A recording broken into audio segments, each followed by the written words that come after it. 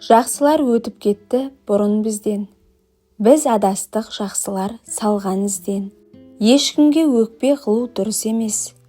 Не берсе берді Құдай пейілімізден.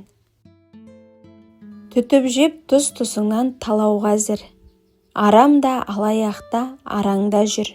Алланың өзі қолдап қорғамаса, адамды аямайды адам қазір. Қазіргі жастардың хоббиі шағымдану және мағынасыз бос әңгімелер. Сәтсіз қарым-қатынастар, сабақтағы проблема, бастығым жаман. Бұның бәрі далбаса. Егер сенен ештеңе шықпай жатса, онда жаман тек сен ғана.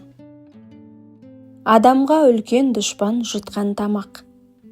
Үлкен жау ұйықтамасаң болар қабақ. Тығынын бір тесіктің толтырам деп, күнәні үст-үстіне жүрміз жамап. Өмірді дана секілді сүргін келсе, екі басты қағиданы жаттап ал. Әр нәрсені жегенше аш қалған дұрыс. Әр кіммен өмір сүргенше жалғыз болған дұрыс. Тегі жаманды тең тұтпа, тілегі жаманды ес тұтпа. Тегі жаманды ес тұтсаң, төріңе шығар. Тілегі жаманды ес тұтсаң, төбеңе шығар. Хакім Абайдан бұл өмірде кімнен, неден жеңілдіңіз деп сұрапты. Сонда ұлы Абай, сөз ұқпайтын ақымақтан күнде жеңілемін деген екен. Егер өзен суы тасыса, құмырсқалар балықтарға жем болады. Ал тартылып кетсе, балықтар құмырсқаларға жем болады. Өмір алма кезек. Өгізді өрге салма, қанатың талар. Наданға көзіңді салма, сағың сынар. Досыңа өтірік айтпа, сенімің кетер. Дұшпанға сырыңды айтпа, түбіңе жетер. Пендеде бір іс бар, жалығу деген. Ол тағдырда адаммен бірге жаратылған нәрсе. Оны өзі тапқан емес. Оған егер бір іліксе, адам баласы құтылмағы қиын. Адам кез келген жұмысқа жарамды бола бермейді. Жұмысты неғұрлым жетік және жақсы атқарса, білгір және шебер болып шығады. Қандай әрекет, қандай іс істесек те, соның рахатын көру біздің мақсатымыз. Сен қанша ақ көңіл болған сайын, айналаң соншалықты арам, екі жүзді бола береді. Мына заман қай заман, қаскүнемге жай заман.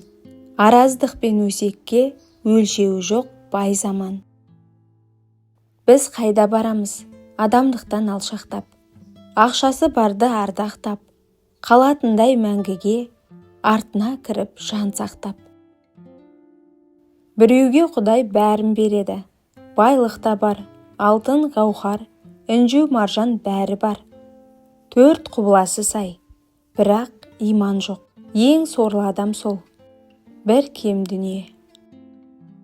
Біреулер сендей жоқ дейді, біреулер сендей көп дейді. Пайдаң болмай қалса егер, сені керек етпейді.